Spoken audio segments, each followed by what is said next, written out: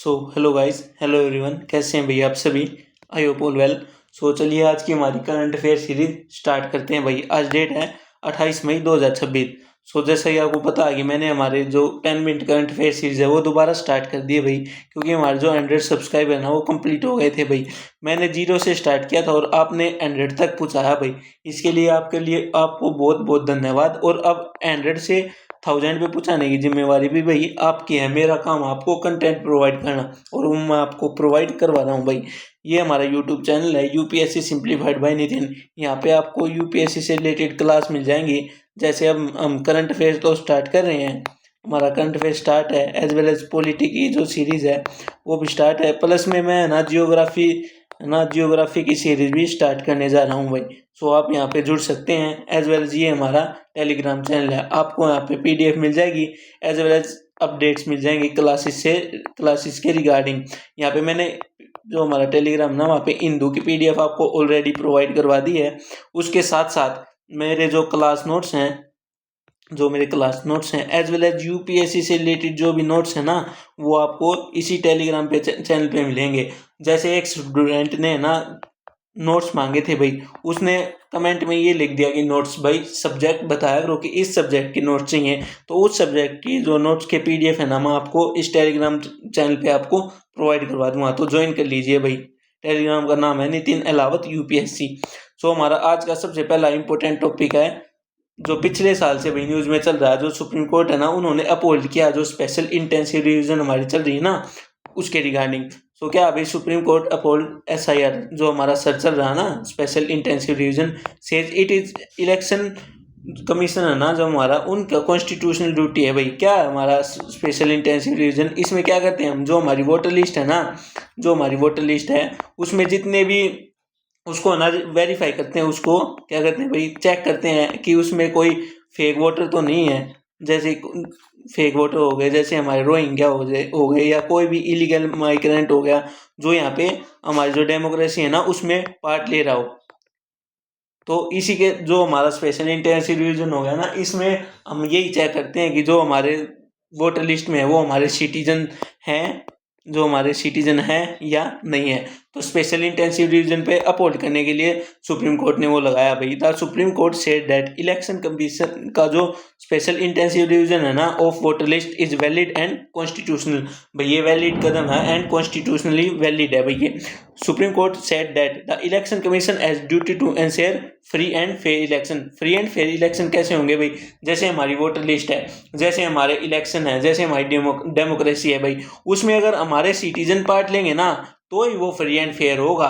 क्योंकि अगर कोई बाहर का आके अगर ऐसे वोट करता है तो जो हमारा जो इलेक्शन है वो फ्री एंड फेयर इलेक्शन नहीं होगा। तो to clean voter list are important part of that. और सबसे मेन जरूरी क्या है भाई, अगर वोटर लिस्ट ही गलत होगी तो हमारी जो इलेक्शन है वो फ्री एंड फेयर इलेक्शन नहीं हो पाएंगे। अकॉर्डिंग टू द जजेस fair election are not only about proper voting on election day. Fair election का मतलब ये है नहीं कि भाई जैसे 100 है यहाँ पे 100 वोटर प्रेजेंट है कि 100 के 100 ने वोटिंग की, 100 के 100 ने वोटिंग की। एज वेल एज ये भी है कि भाई वे हमारे सिटीजन है, वे हमारे इंडिया के सिटीजन है। तो क्या है it also depend on homing correct voter list हो हमारी, नो फेक वोटर्स हो भाई, no duplicate names and accurate record. भाई एक्यूरेट रिकॉर्ड हो कि ये भाई जैसे मैं हूँ भाई पर्सन एक्स है भाई, वो यहाँ का इंडिया का सिटीजन है, एज वेल एज जो यहाँ पे रहता है भाई उसकी एक प्रॉपर आईडी है, एज वेल एज इसका रेजिडेंस ये है भाई। आधार कार्ड जो हमारा आधार कार्ड है वो सिटीजनशिप का प्रूफ नहीं है, वो हमारा एक रेजिडेंशियल एड्रेस है भाई बस। तो the court said that the maintaining a proper electoral roll is necessary for democracy to work properly। एक इलेक्ट्रोल जो हमारा रोल होगा ना उसको प्रॉपर मेंटेन करना ही हमारा जो डेमोक्रेसी है ना उसका वर्क प्रॉपरली होना। क्योंकि अगर हमारा इलेक्ट्रोल रोल प्रॉपर मैनेज होगा ना तो हमारी डेमोक्रेसी भी अच्छे से वर्क करेगी भाई।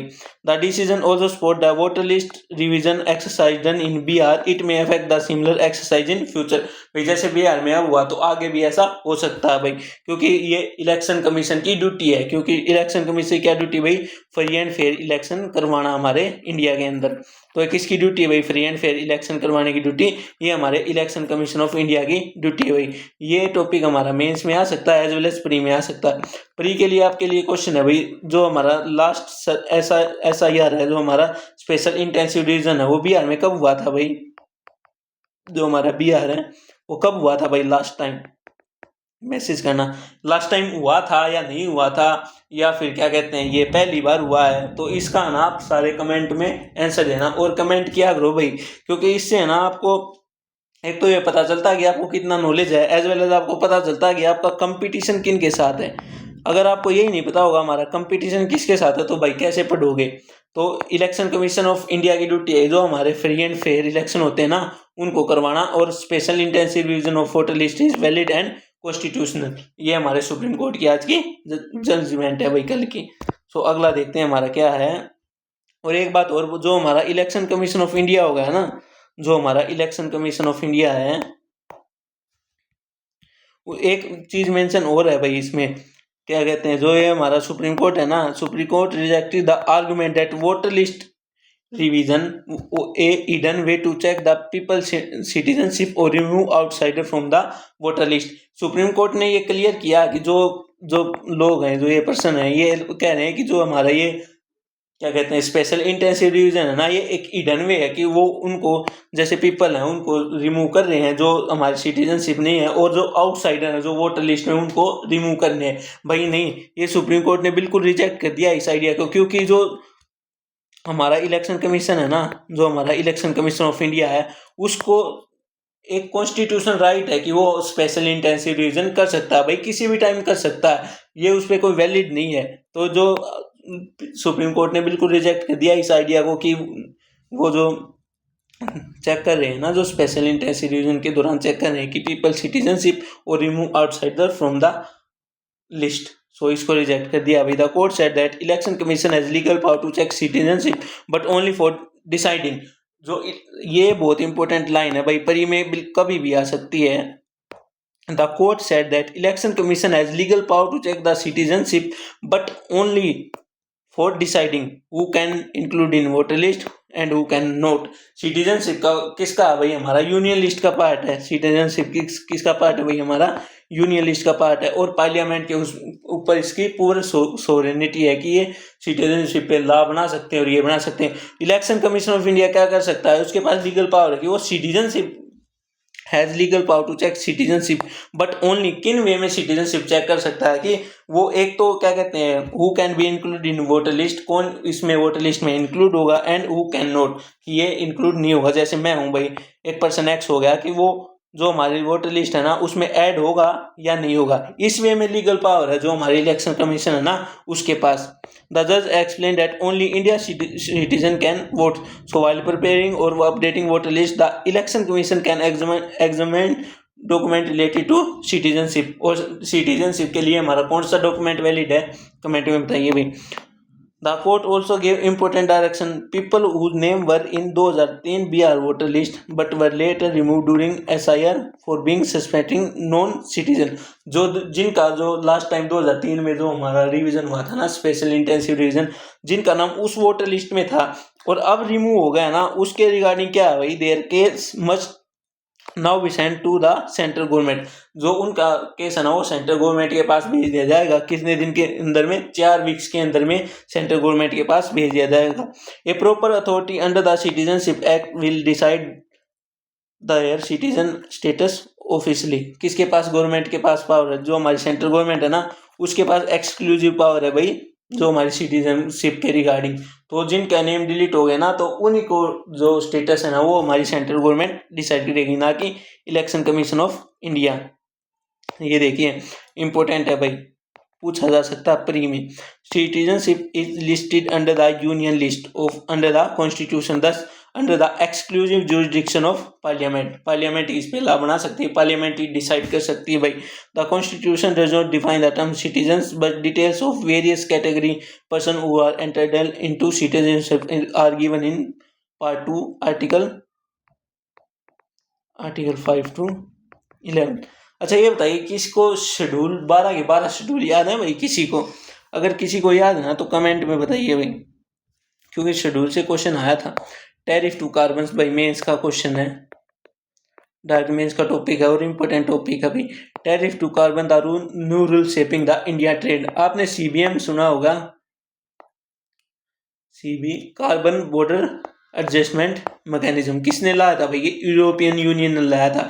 इसको लाने का मेन रीजन यही था कि जो हमारा ग्लोबल वार्मिंग हो रही है ना, जो भी ग्लोबल डिस्टर्ब हो रहा है, जो ग्रीन हाउस गैस का इफेक्ट हो रहा है, तो उसका मतलब यही था। जैसे जो हमारा स्टील बनाने में रिगार्डिंग यही था, जैसे इंडिया जो यूरोपियन यूनियन को स्टील इंपोर्ट एक्सपोर्ट करता है भाई। सो यूरोपियन यूनियन में क्या था, यूरोपियन यूनियन पे यूपीएससी ने 2026 में क्वेश्चन पूछा था भाई, और आगे ही पूछ सकता है। सो क्या था भाई CBM? Carbon border adjustment mechanism. इसमें क्या था भाई, जैसे जो यूरोपियन यूनियन में 27 कंट्रीज हैं भाई, उन सभी ने एक मैकेनिज्म बनाया कि जो वे है ना, ये किसी भी चीज का अगर प्रोडक्शन करेंगे ना, तो उसमें लेस कार्बन एमिशन होगा भाई, लेस कार्बन एमिशन। सो अगर लेस कार्बन एमिशन होगा तो टेक्नोलॉजी ज़्यादा होगी, एज वेल एज उसकी कॉस्ट भी ज़्यादा होगी। अगर उसकी कॉस्ट ज़्यादा होगी, जैसे इंडिया उसको एक्सपोर्ट करता भाई हमारे स्टील को यूरोपियन यूनियन में, तो जैसे वहाँ पे गया और इंडिया का जो स्टील का मेकिंग हुआ वो लो कॉस्ट में हुआ भाई, और वहाँ पे जाके कंपटीशन किया, तो जो उनके जो डोमेस्टिक प्रोड्यूसर थे ना, उनकी कॉस्ट क्या होगी भाई? हाई होगी, क्योंकि उन्होंने भाई अच्छी टेक्नोलॉजी का यूज किया। और वहीं पे इंडिया वालों ने भाई थोड़ी कम टेक्नोलॉजी का यूज करके भाई सस्ते दामों में क्या बना दिया भाई? स्टील बना दिया और उसको एक्सपोर्ट कर दिया। तो डोमेस्टिक जो प्रोडक्शन था, जो डोमेस्टिक प्रोड्यूसर था, उसको हो रहा था भाई नुकसान। क्योंकि एक तो भाई गवर्नमेंट ने ये कहा था कि जो कम कार्बन का प्रोड्यूस करना स्टील बनाते वक्त, तो कम कार्बन का प्रोड्यूस किया तो उसके रिगार्डिंग जो टेक्नोलॉजी है उसमें एनहांस हुआ, तो उसकी जो आखिर में जो प्रोडक्ट बना ना, तो उसकी प्राइस हो गई भाई हाई प्राइस हो गई। हाई प्राइस होने के कारण जो उसका कंपटीशन था, जो इंडिया वाला स्टील था, तो उसका कंपटीशन के रिगार्डिंग उसका प्राइस क्या होगा भाई? हाई। तो लोग किसको खरीदेंगे भाई? जिसका प्राइस होगा लो। तो इसी के रिगार्डिंग डोमेस्टिक जो मैन्युफैक्चर थे ना, उनको भाई घाटा हो रहा था। तो इसी के रिगार्डिंग सीबीएम लाया गया था, जैसे कार्बन बॉर्डर एडजस्टमेंट मैकेनिज्म। जैसे जो इंडिया से स्टील जाएगा ना, अब सो इंडिया से स्टील जाएगा तो उस पर कुछ लगेंगे भी टैरिफ ड्यूटी।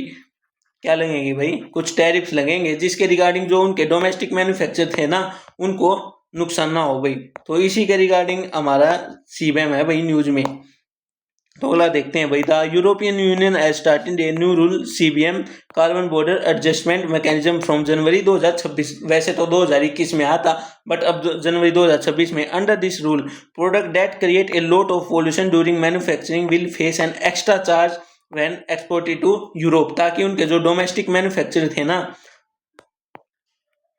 जो उनकी डोमेस्टिक मैन्युफैक्चरिंग थी ना, डोमेस्टिक मैन्युफैक्चरिंग, उसको नुकसान ना हो। इसी के रिगार्डिंग उन्होंने ना एक्स्ट्रा चार्ज लगा दिया। The EU introduce this rule to reduce global pollution and stop companies from shifting factories to country with weaker environment rule. जैसे इंडिया हो गया, इंडिया में भाई इन्वायरमेंट के रूल वीक हैं, तो अगर ये यहाँ पे सप्लाई करेंगे ना, एक्सपोर्ट करेंगे अपना माल यूरोप में, तो उनके ऊपर एक्स्ट्रा चार्ज लगेंगे।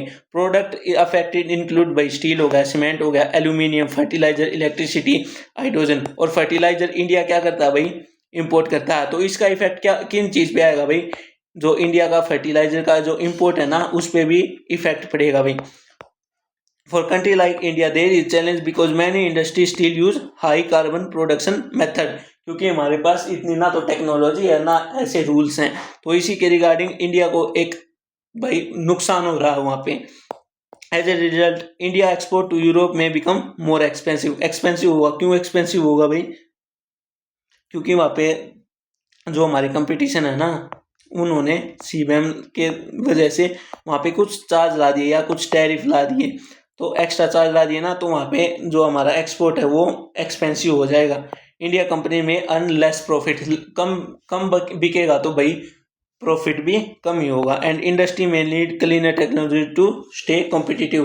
तो हमें टेक्नोलॉजी का जो यूज़ है वो इसको इंक्रीज करना पड़ेगा भाई। तो India steel and aluminium sector are likely to face most immediate impact giving their dependence on European market and carbon intensive production process।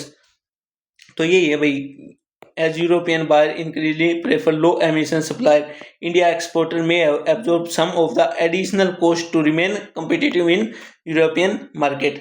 तो कुछ जो कॉस्ट है ना उसको एब्जॉर्ब करना पड़ेगा, मतलब कम करना पड़ेगा अगर वहाँ पे कंपटीशन में रहना है तो, वरना जो इंडिया के जो एक्सपोर्ट है ना वहाँ पे उसको घाटा ही मिलेगा, कभी प्रॉफिट नहीं मिल पाएगा भाई।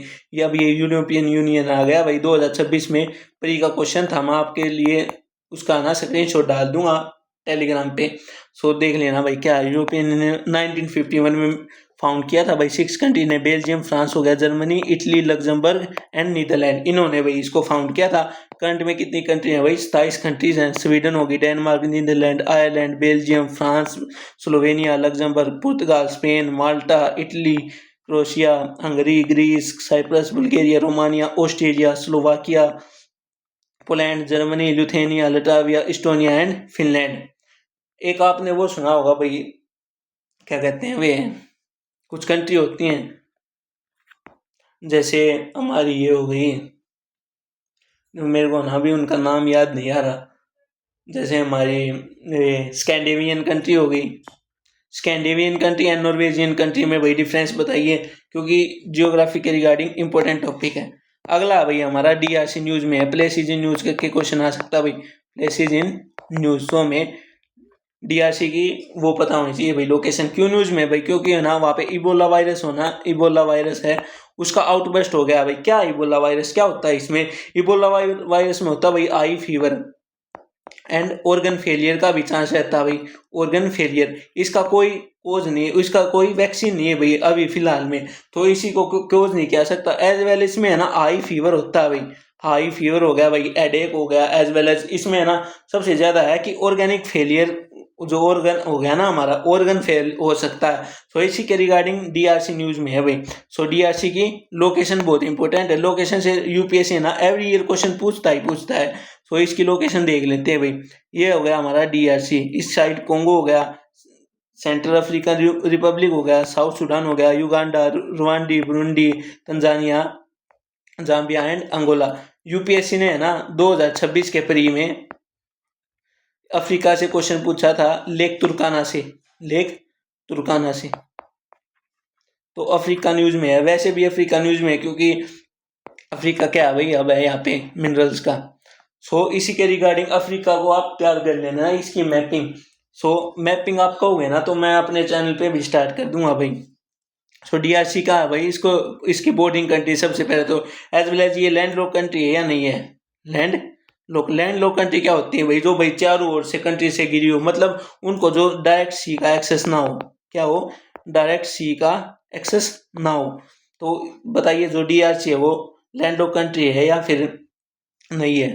अगला हमारा देखते हैं भाई क्या है। अगला हमारा कोलजियम सिस्टम, कोलजियम न्यूज में था भाई, एज वेल एज पॉलिटी के रिगार्डिंग भी इंपॉर्टेंट टॉपिक है।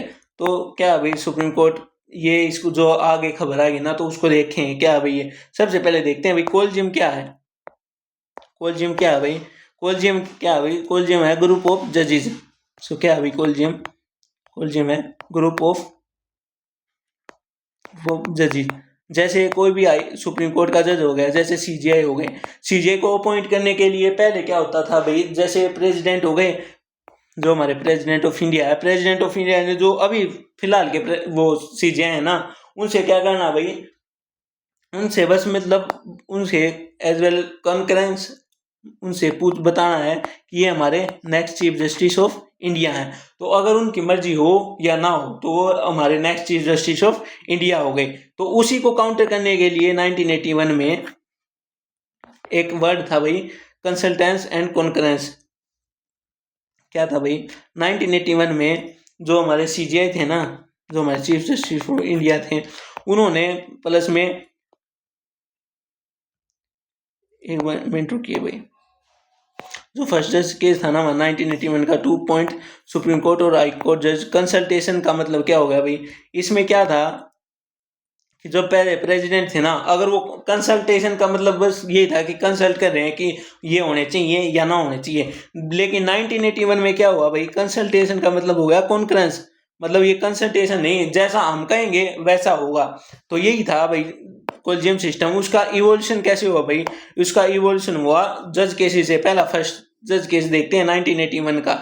इसमें क्या था भाई, constitution does not means concurrence, मतलब कंसल्टेशन का मतलब क्या था भाई, consultation does not mean concurrence. It gave the executive primacy over judicial appointment.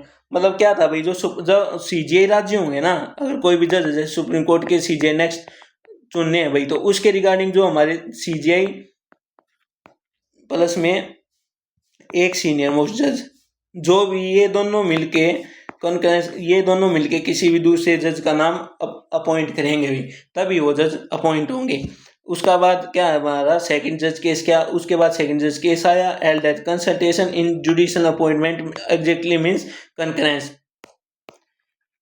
भाई एक बार थोड़ा ना ध्यान से पढ़ते हैं, इसमें थोड़ा डाउट हो गया है मुझे लगता है। जहाँ तक जो पहला जज केस हुआ उसमें क्या था, कंसल्टेशन का मतलब कॉन्फ्रेंस नहीं था। मतलब जैसे प्रेसिडेंट ऑफ इंडिया हुए, उन्होंने भाई किया कि ये हमारे next chief justice of India, अगर हमारे जो हमारे सीजे हैं, प्रेजेंट सीजे हैं, वो राजी हो या ना हो, मतलब ये हो गया। सेकंड जज केस में क्या हुआ भाई, कंसल्टेशन का मतलब कॉन्फ्रेंस हो गया, कि हमारी मर्जी होनी चाहिए कि अगर मान लो कल को प्रेसिडेंट ऑफ इंडिया कह रहे भाई Nitin next chief justice of India है, अगर भाई हमारे जो प्रेजेंट सीजेआई प्लस में 4 सीनियर मोस्ट जज है ना, अगर वे राजी होंगे, अगर वे कंकरेंस करेंगे ना, तो मैं बन जाऊंगा। अगर नहीं करेंगे तो वे खुद से अपने किसी जज का नाम प्रोवाइड करेंगे भाई, और वो फिर बाइंडिंग होगा भाई। क्या होगा वो, बाइंडिंग होगा। उसके बाद थर्ड जज केस आया, जिसमें सीजीआई प्लस में 4 सीनियर मोस्ट जज है। कोलिजन सिस्टम क्या है भाई, जज प्लस में 4 सीनियर मोस्ट जज हो गए। हाई कोर्ट का कोलिजियम क्या है भाई, chief justice of high court plus में 2 सीनियर मोस्ट हाई कोर्ट के जजेज हो गए। गवर्नमेंट रोल क्या है भाई, एग्जीक्यूटिव का रोल इसमें can raise objection but collegium retires appointment are binding. जो कोलिजियम की अपॉइंटमेंट है ना, वे बाइंडिंग होगी भाई। इसमें दे दिया भाई सारा, ये आप पढ़ लेना भाई खुद से। तो मैंने बता दिया भाई फर्स्ट जज केस में क्या हुआ कि कंसल्टेशन का मतलब कॉन्फ्रेंस नहीं है, जो कंसल्टेशन का मतलब कॉन्फ्रेंस नहीं है। सेकंड जज में क्या हुआ भाई, कंसल्टेशन का मतलब कॉन्फ्रेंस है। थर्ड जज में केस के में क्या हुआ भाई, जो हमारे सीजीआई प्लस में 4 सीनियर मोस्ट जज। उसके बाद आया भाई एनजीएसी, नेशनल जुडिशियल अपॉइंटमेंट कमीशन 2015 में भाई। ये क्या था भाई, सॉरी 2014 में आया था। इसमें क्या था भाई कि इसमें गवर्नमेंट का रोल हो रहा था, तो इसको सुप्रीम कोर्ट ने अनकॉन्स्टिट्यूशनल कह के बंद कर दिया था भाई। सो ये थे आज के टॉपिक। आई होप भाई आपको वीडियो अच्छी लगी हो तो भाई चैनल को लाइक करें, शेयर करें एंड सब्सक्राइब करें। Thank you everyone. और भाई 0 से 100 पे तो आपने पहुँचा दिया, 100 से 1000 पे भी अब आपको ही पहुँचाना है। So thank you everyone.